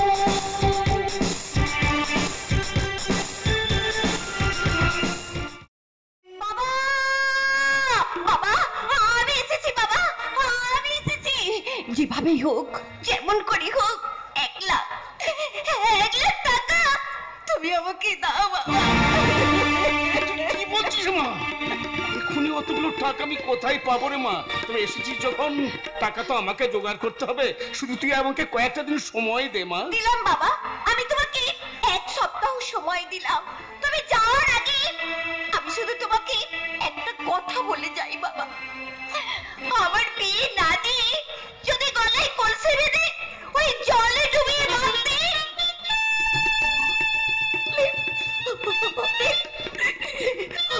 অনেক ভালো হতো বাবা, অনেক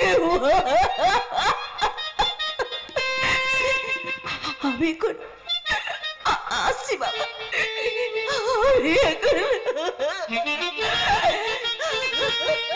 ওরে মা, তুই যাবার সময় আমাকে একই কথা বলে গেলি মা। মা তুই কোনো চিন্তা করিস না, যেখান থেকে পারি যেমন করে পারি ওই 1 লাখ টাকা আমাকে জোগাড় করতেই হবে রে মা। প্রয়োজন হলে আমি আমার বাস্তু বাড়িটাই বিক্রি করে দেব। মাস্টারমশাই বলছিলেন কি ওই বাড়িটা বিক্রি না করে দিয়ে আপনি বরঞ্চ ওই বাড়িটা আমার কাছে বন্ধক রাখতে পারেন। আমি তো ওই বাড়ি জামাই, আমি জানি মাস্টারমশাই, আমি জানি ওই 1 লাখ টাকা না পাওয়া পর্যন্ত ওরা কিন্তু আপনার মেয়েকে শান্তি দেবে না। তুমি আমাকে এক্ষুনি 1 লাখ টাকা দিতে পারবে? ওই টাকা দিয়ে আমি আমার মেয়ের শ্বশুর বাড়িতে সুখ কিনতে যাবো গো, সুখ। এই নিন মাস্টারমশাই। বলছিলাম কি এই স্ট্যাম্প পেপারটা আপনি একটা সই করে দিন। হ্যাঁ, সই করতে হবে বলে? এই যে এই নিশ্চয়ই সইটা করে দিন এইখানটা। আচ্ছা ঠিক আছে, ব্যাস কাজ কমপ্লিট। বন্ধক নয়, বাড়িটা আপনি আমাকে বিক্রি করে দিলেন। এবার যান মাস্টারমশাই, যান ওই মেয়ের বাড়িতে সুখ কিনতে চলে যান। যেতে তো আমাকে হবেই বাবা। বাস্তু বাড়ির চেয়ে আমার কাছে আমার মেয়ের মুখের হাসি যে অনেক দামি গো বাবা, অনেক দামি। তাই মেয়ের সুখের জন্য আমি মেয়ের শ্বশুর বাড়িতে যাচ্ছি গো, সুখ কিনতে। সুখ সুখ